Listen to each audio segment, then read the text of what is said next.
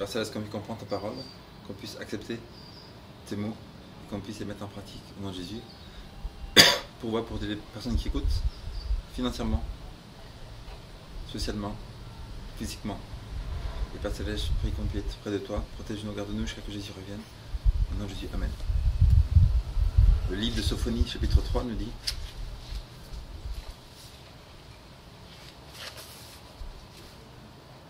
verset 10. Au-delà des fleuves de l'Éthiopie.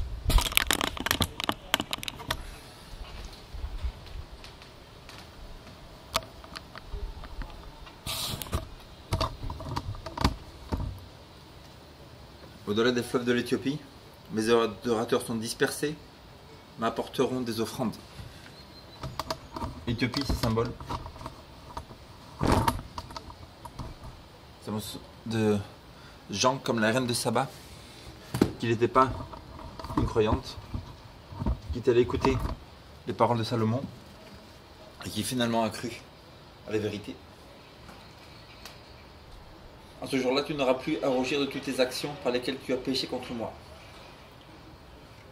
Ici, il nous dit en fait que il y a le salut en Jésus, pardon, pour n'importe quelle personne, quelque péché que tu as créé, quelque péché que tu as fait, quelque passé que tu as eu dans ta vie, tu peux être nettoyé, tu peux être lavé, tu peux être, avoir une vie nouvelle, tu peux avoir une bonne conscience, tu peux repartir avec la paix dans le cœur.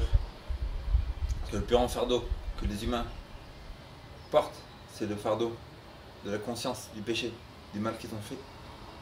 Cela est écrit dans les écrits de Ellen G. White. Le plus grand fardeau qu'un humain porte, c'est le fardeau de la conscience, tout le mal qu'ils ont fait dans le passé. Si maintenant je te demande quel mal as-tu fait, tu retournes dans le passé, toutes les choses que tu as fait dans le passé, le vol, tous les vols que tu as commis. Pense maintenant à tous les vols que tu as commis. Il y a 5 ans, il y a 10 ans, il y a 15 ans. Pense à tout le mal que tu as fait, tous les mensonges que tu as fait, tous les jours. Si tu es quelqu'un qui est bien en Europe, souvent peut-être tu mens tous les jours.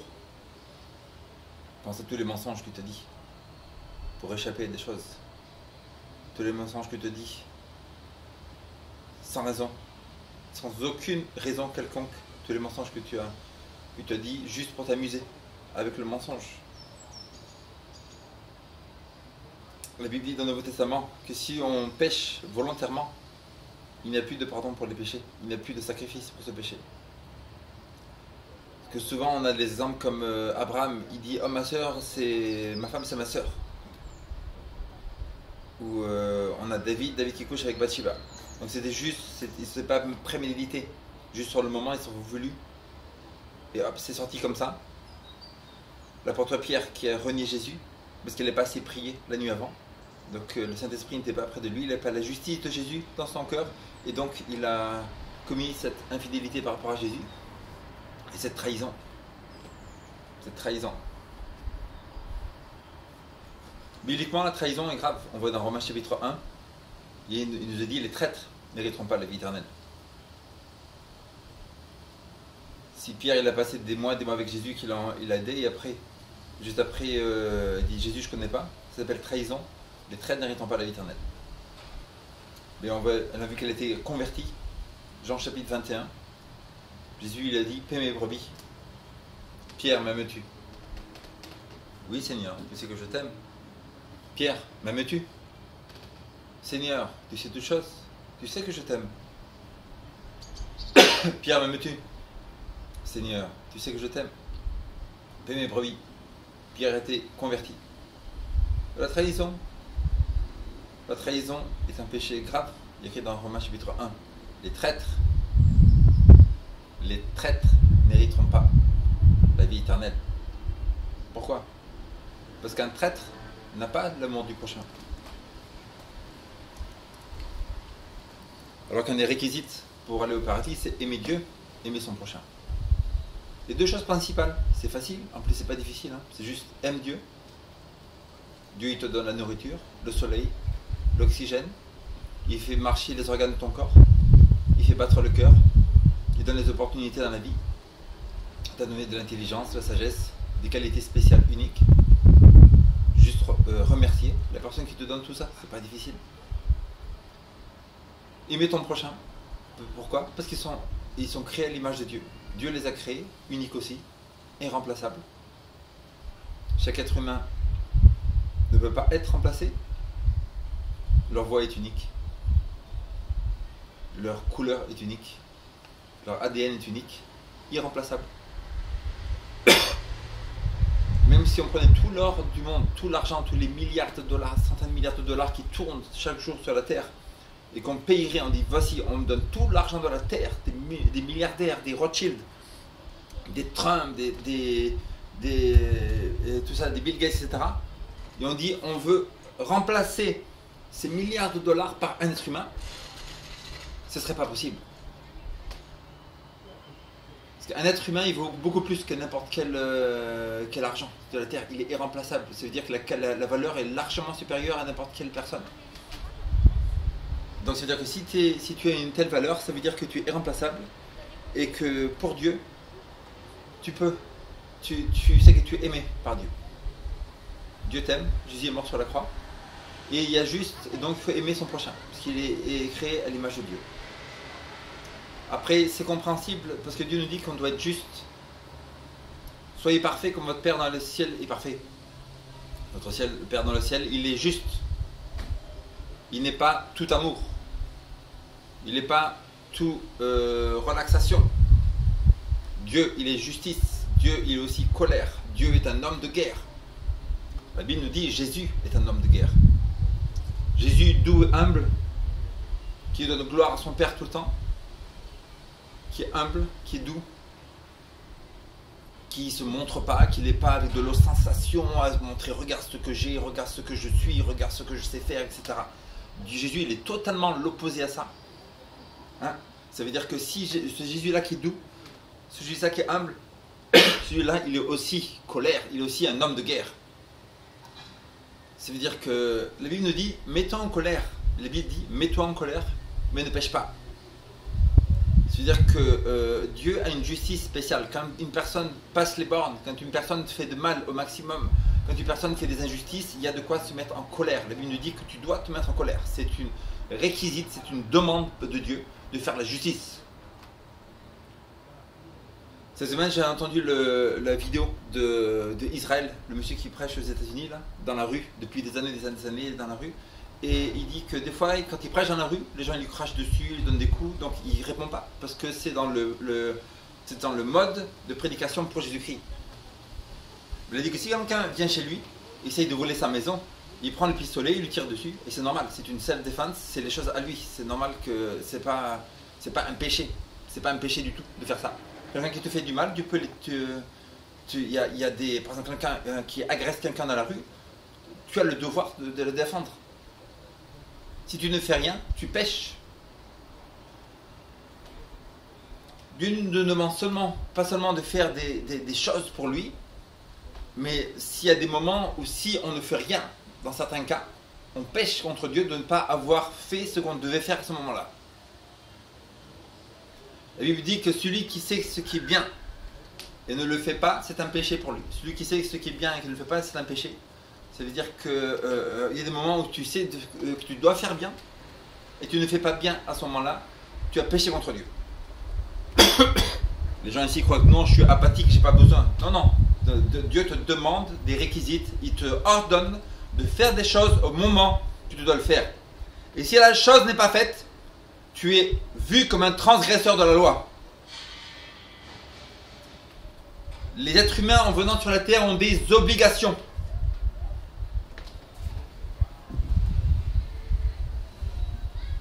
Tu arrives sur la terre, tu as un papa, tu as une maman, tu as des frères et sœurs, des cousins, des cousines et des gens qui vivent avec toi.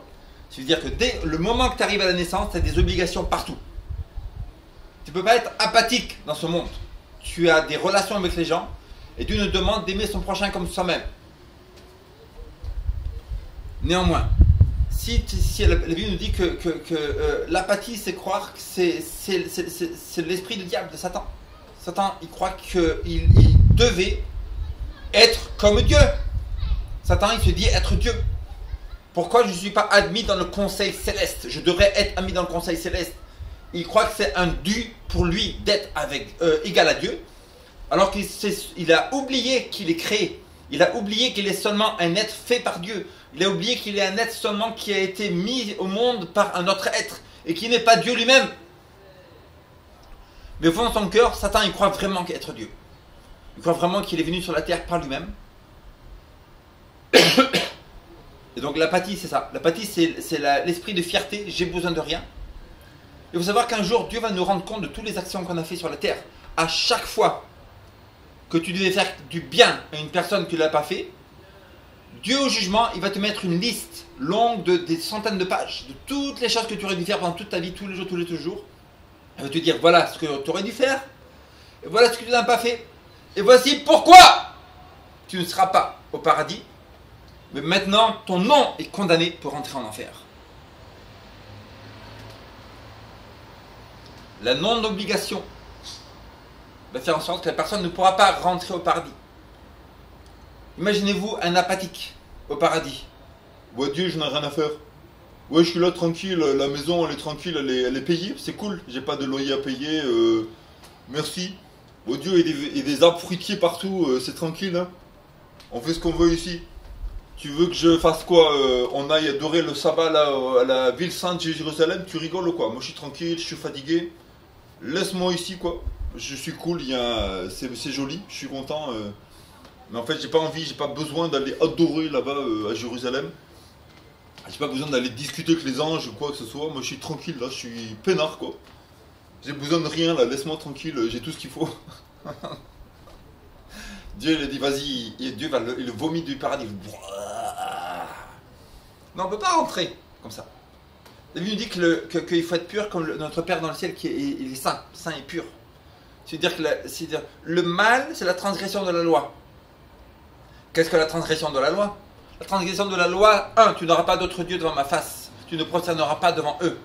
Numéro 3, tu ne prendras pas le nom de l'Éternel ton Dieu en vain. Numéro 4, souviens-toi du jour de repos, le sabbat. Numéro 5, honore ton père et ta mère. Tu ne tueras point. Tu ne commettras point d'adultère. Tu ne déroberas point. Tu ne prendras point de faux témoignages de mensonges. Et le 10e, tu ne convoiteras point. Cette deuxième partie de la loi, la plupart des gens que je vois ici, ils la transgressent tous les jours. Ils ne se rendent pas compte qu'il y a 10 commandements qu'ils sont en train de transgresser. Ne pas convoiter, mais c'est un des 10 commandements. Tu ne convoites pas ce qui appartient aux autres personnes. Tu ne convoiteras pas ni le bœuf, ni la femme, ni rien, aucune chose qui appartienne à ton prochain. On ne convoite pas.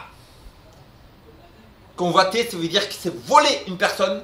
Et même si tu n'as pas volé la personne, mais si tu n'as pas fait la chose physiquement, tu as déjà fait dans ta tête. Et ça suffit pour faire le mal. Le mal, ce n'est pas les choses qu'on fait physiquement. Ce n'est pas quelqu'un qui va voler une voiture. Le mal est déjà dans la tête. Si tu as décidé dans ta tête de faire du mal, tu as déjà péché. Le mal est conçu. Et c'est là que les gens se trompent très fortement par rapport à la transgression. On voit très bien que les religions vous enseignent des choses de mensonges extrêmes. L'islam il dit, ah j'ai fait 20 trucs mauvais, je vais faire 20 trucs bien pour faire une balance entre les deux. Non, il n'y a pas de balance du tout. Quelle balance? Parce que même dans votre Coran, il est écrit que Adam et Ève, ils ont péché une fois. Dieu il aurait envoyé toutes les souffrances aujourd'hui. Ça veut dire que c'est une contradiction. Comment les personnes maintenant, elles vont faire une balance entre le bien et le mal, alors que Dieu, le Allah supposément, il n'a pas fait de balance avec Adam et Ève. Il a amené toute la souffrance aujourd'hui à cause d'un péché d'une personne. Ça veut dire qu'il n'y a pas de balance. Il n'y a pas de balance. Le livre de Romains nous dit car le salaire du péché, c'est la mort. Tu pèches, tu mérites de mourir. Tu fais du mal, tu mérites d'aller en enfer. Donc on voit très bien que le péché, c'est pas l'action mentir, c'est pas l'action voler, c'est pas l'action tuer, c'est dans la tête. Les intentions que tu as dans la tête, c'est déjà le péché. Dieu ne juge pas seulement tes mots, Dieu ne juge pas seulement tes actions, Dieu ne juge pas seulement les pensées, mais les motifs de tes pensées. C'est-à-dire que Dieu va juger même la raison pour laquelle tu penses à une chose. Cette raison de ta pensée, Dieu va la juger comme transgresseur de la loi. C'est-à-dire que tu es jugé, même pratiquement tous les péchés qui sont créés, ils sont dans ta tête. C'est là, dans la tête. Si du matin au soir tu penses, je veux voler, je veux mentir, je convoite ça, je convoite ceci, je vais faire par derrière, je vais tout ça, etc.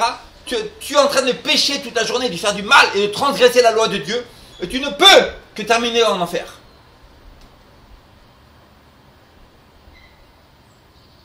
Parce que la plupart des gens, en fait, ils ne font pas le mal parce qu'ils ont peur des rétributions.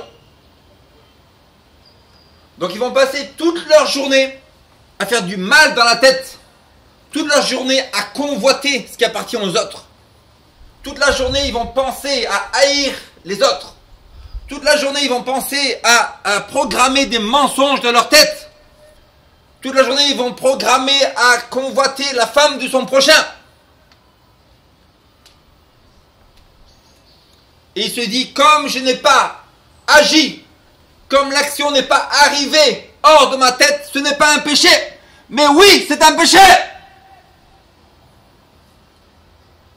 Le péché, il est dans la tête, premièrement. C'est là que Dieu juge. Tu as des pensées. Les pensées deviennent des décisions. Les décisions deviennent des actions. Les actions deviennent ton caractère. Ton caractère devient ta personne. Ta personne et qui tu es dépend de tes pensées et de tes émotions.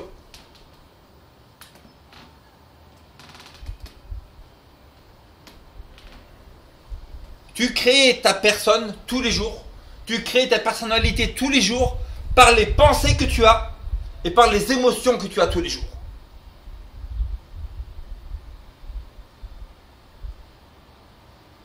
Ta pensée devient une parole. Ta parole devient une action. Ton action devient ton caractère. Ton caractère devient ta personne. Tout le fruit de ta personne commence par la pensée et les émotions. C'est pour ça que Dieu va juger. Ce qui passe dans ta tête, c'est ça qui va être revu au paradis. Tu crois que Dieu ne voit pas ce que tu penses?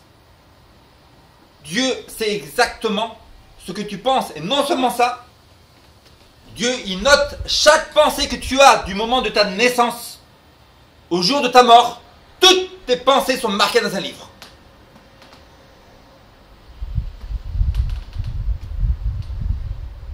Et un jour, tu devras retrouver ces pensées, ce livre devant le jugement de Dieu, et tu devras rendre compte de toutes tes pensées.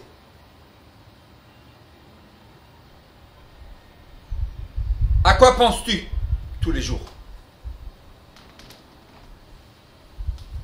Quelles sont tes émotions du matin au soir? Quels sont les sujets que tu laisses balader dans ta tête tous les jours?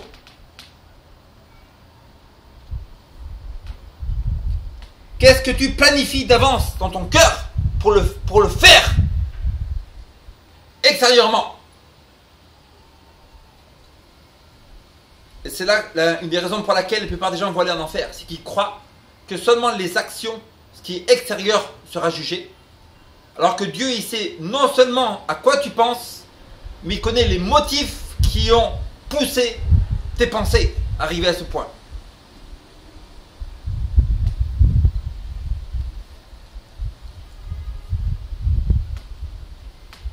Donc c'est maintenant le moment de se rendre compte que si tu as une conscience, quelqu'un de divin a mis cette conscience dans ton cœur. Et que chaque jour tu choisis ta destinée éternelle. Dieu ne te mettra pas au paradis. Dieu ne te mettra pas en enfer. Tu choisis tous les jours par tes pensées, tes actions, tes paroles, mais surtout les motifs de tes pensées. Quelle sera ta destinée éternelle?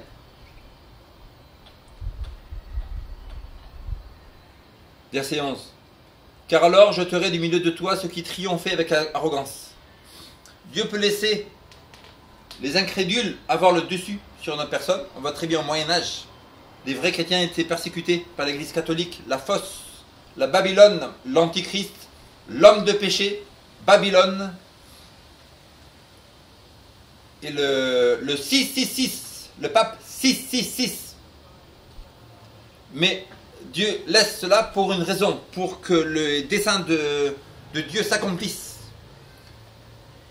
Triompher avec arrogance. Arrogance, c'est moi, ce que Dieu me donne, c'est moi qui l'ai fait tout seul. C'est ça. Arrogance, c'est tout ce que j'ai, toute ma personnalité, tout ça, ça vient de moi. Ils ne donnent pas gloire à Dieu, ils donnent gloire à eux-mêmes pour tout ce qu'ils ont dans leur vie.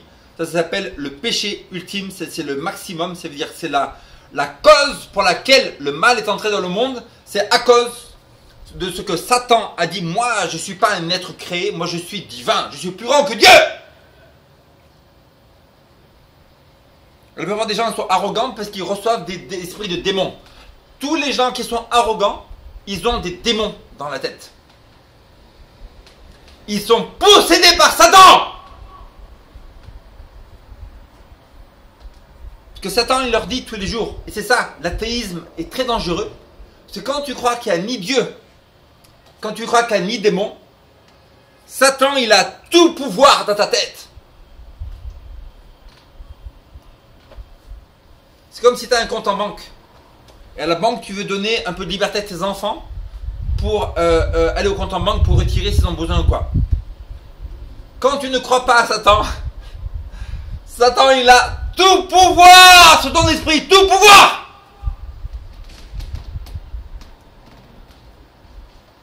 Et des fois tu penses à des choses et tu dis ah pourquoi je pense ça. Et Satan il t'influe des pensées, il t'influe des sensations dans la tête. Même à la fin tu dis mais c'est moi qui vois ça. Et la plupart des athées ils croient que c'est eux qui pensent ça.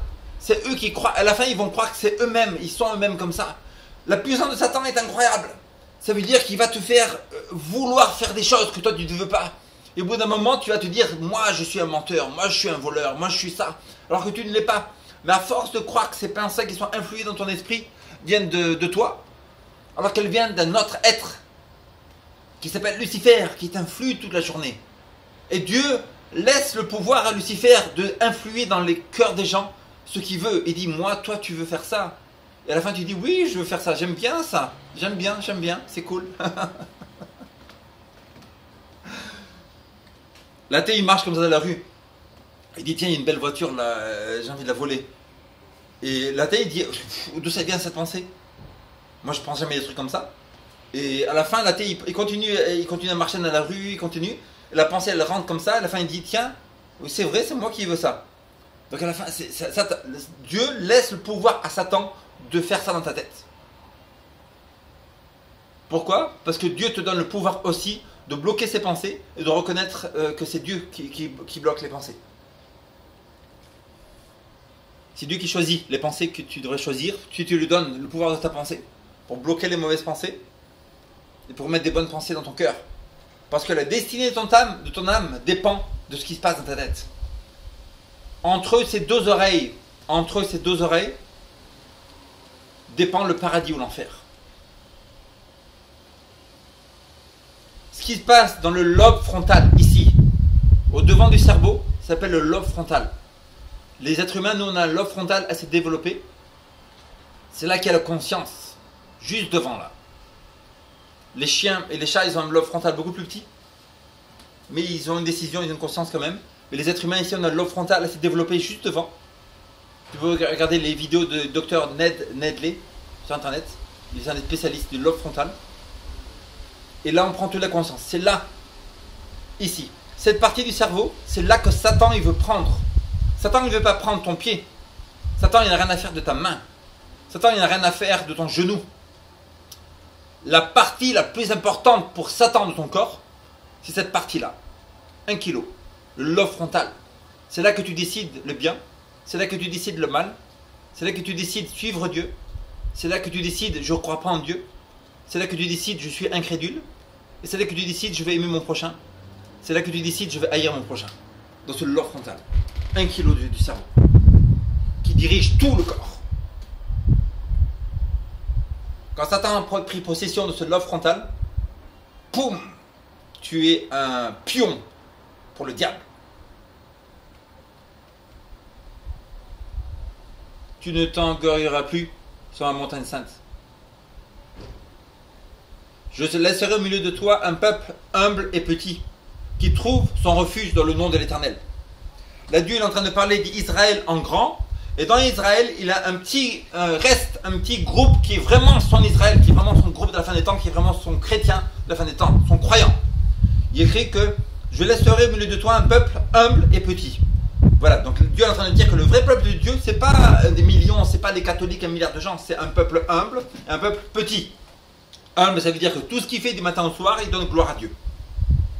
Quoi qu'il arrive, qu'il devienne milliardaire, qu'il ait tout ce qu'il veut, etc., tout gloire à Dieu. Humble et petit, que c'est pas la majorité. C'est-à-dire que la majorité de la terre est prise par Satan, c'est pas possible que la majorité soit dans le bien parce que la terre est sous l'emprise de Satan. C'est toujours possible. Ça dépend de l'homme de choisir la vérité et de rejeter l'erreur. Qui trouvera son refuge dans le nom de l'Éternel. Donc là, c'est pas des gens religieux, comme beaucoup de chrétiens, beaucoup de l'islam, qui se disent, moi je suis saint, je suis pur, je suis parfait, je suis les lois, je suis les 5 prières, je suis toutes sortes de formes de religion, je fais mon pèlerinage à Lourdes, etc. Non, il y a écrit ici qui trouvera son refuge dans l'Éternel et son Dieu. Ça veut dire qu'ils ont la justice par la foi. Justice par la foi, ça veut dire que quelque bien qu'une personne peut faire, elle ne peut le faire seulement par la puissance de Dieu. Ça s'appelle la justice par la foi, the righteousness by faith. C'est-à-dire qu'une personne ne peut être vraiment aller au paradis seulement si elle reconnaît qu'en elle-même, il n'y a aucun bien. Dans toi, dans moi, il n'y a rien de bien, de pied à la tête, il n'y a aucune parcelle de ton être qui fait du bien. Donc s'il y a quelques biens qui viennent, ça veut dire que c'est par la foi, Dieu il t'infuse une puissance surnaturelle pour faire le bien à travers toi, qui ne peut venir que de Dieu et pas de toi. Mais le monde religieux et le monde athée c'est pareil, parce que l'athéisme c'est une religion intègre. On a des intégristes très dangereux dans l'athéisme. On a Lénine, on a Staline, on a Hitler. Hitler qui a détruit des millions de gens pour la sélection naturelle. Hitler il a dit que je veux une race aryenne, donc je veux développer la sélection naturelle de la théorie de l'évolution. Et je suis un intègre de la sélection naturelle de l'évolution. Un intégriste. Il y a même des cultes de la théorie de l'évolution. Le culte de San Diego, Marshall Applewhite. Dans ses vidéos, il dit qu'on va évoluer dans un stade d'évolution encore plus grand et les soucoupes volantes vont venir nous chercher, etc. C'est des cultes qui sont pour la théorie de l'évolution.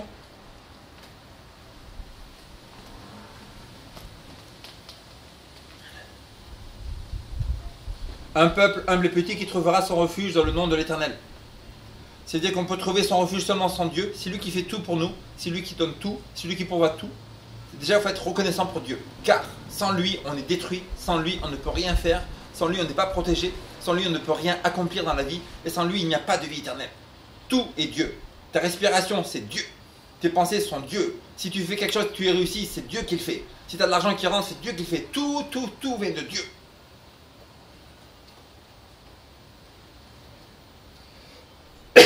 Verset 13. Les restes d'Israël ne commettront point d'iniquité. Ils ne diront point de mensonge. Les restes d'Israël. Ellen G. White nous dit que toutes les prophéties dans l'Ancien Testament qui étaient à Babylone, la plupart du Nouveau Testament, d'Ancien Testament, beaucoup de livres, on se rend compte qu'ils ont été écrits à l'époque de la déportation des Juifs à Babylone, pendant 70 ans. Jérémie, Ézéchiel, Daniel, Ésaïe, etc. Donc Israël, Ellen White nous dit que les prophéties sont plus applicables à notre temps aujourd'hui, en 2017, que dans l'Ancien Testament. Quand on parle d'Israël dans l'Ancien Testament, on parle de l'église adventiste du 7e jour, du Nouveau Testament. Car la Bible nous dit dans Apocalypse chapitre 12, verset 17, Satan s'en alla faire la guerre au reste de sa postérité, au reste, à ceux qui gardent les 10 commandements, le sabbat, et qui ont l'esprit des prophéties, Ellen G. White. Donc c'est-à-dire cet Israël-là, c'est l'Israël de la fin des temps, ce n'est plus l'Israël de Juifs de Jérusalem, parce que Jérusalem, Israël, c'est un peuple déchu, c'est un peuple qui est condamné par Dieu. en 34, quand ils ont tué Étienne par des pierres, la Bible nous dit dans Daniel 8, 14 et chapitre 9 que Dieu a rejeté la nation d'Israël. La nation d'Israël n'est plus la nation de Dieu. Et le moine lui dit que la ville de Jérusalem n'est plus une ville sainte, c'est une ville maudite. Mais Dieu a eu miséricorde. Pendant des centaines d'années, ils ont tué les prophètes. Ils ont scié Ésaïe en deux. Même Zacharie, quand il est rentré dans le temple, ils l'ont tué dans le temple. Ils tuaient les prophètes un après l'autre. Jérémie, ils l'ont mis dans un puits. Si vous ne voulez pas écouter les paroles, Jérémie, il leur dit, n'écoutez pas les prophètes qui vous disent « Oh, Jérusalem va prospérer, tout va bien aller dans Jérusalem, on aura beaucoup de temps de prospérité, de bonheur, etc. » N'écoutez pas ces prophètes, car bientôt, Nebuchadnezzar va venir dans cette ville et la détruire totalement. Et le roi de Jérusalem, il a dit quoi? Jérémie, vous le prenez, vous le tuez tout de suite. À cause de ces paroles, il a parlé contre la ville de Jérusalem. Moi je suis le roi d'Israël, vous tuez cette personne maintenant. Jérémie! Mais c'est pas parce qu'on tue le prophète de Dieu qui dit la vérité que la vérité va s'en aller comme ça. La vérité c'est la vérité, quoi qu'on fasse. Là c'est pareil à la fin des temps. L'Israël dans l'Ancien Testament, les prophéties dans l'Ancien Testament sont plus d'actualité aujourd'hui 2017 que dans l'Ancien Testament. Donc quand Dieu parle d'Israël, il parle de la vraie église de la fin des temps. Apocalypse 12, la vraie église, c'est l'église qui garde le sabbat. La fausse d'Apocalypse 17, la Babylone, l'Antichrist, c'est celle qui garde le dimanche.